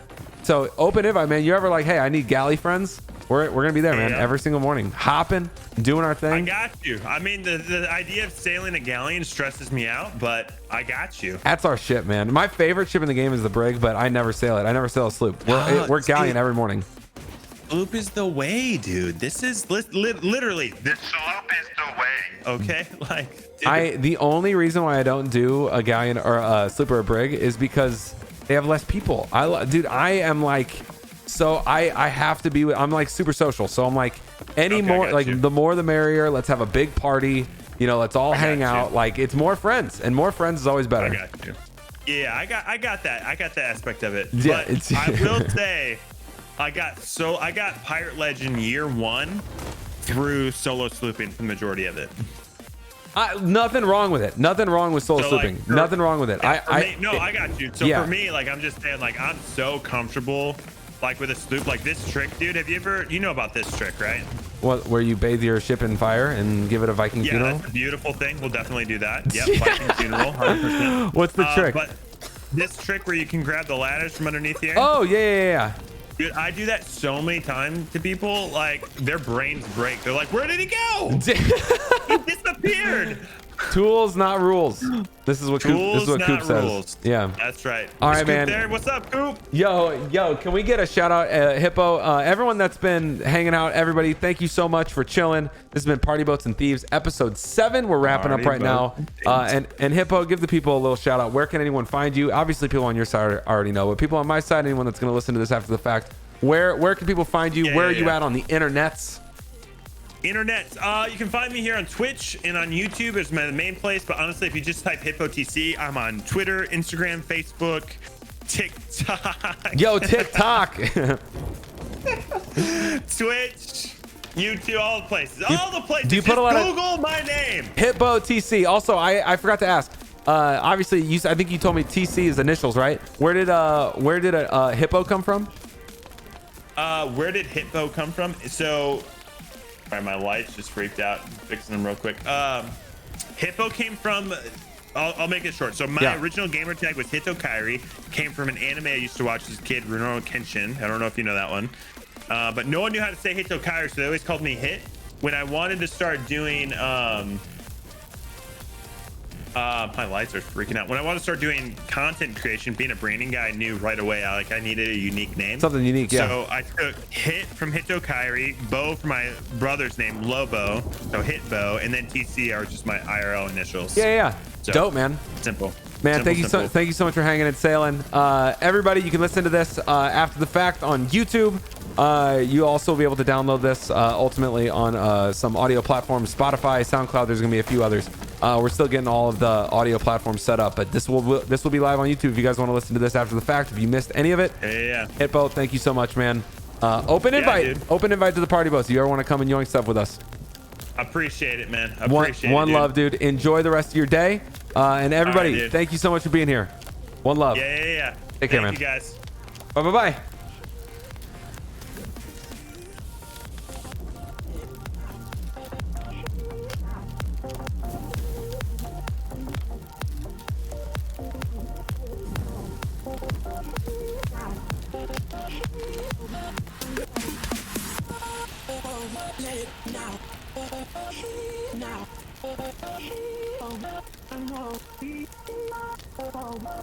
Now.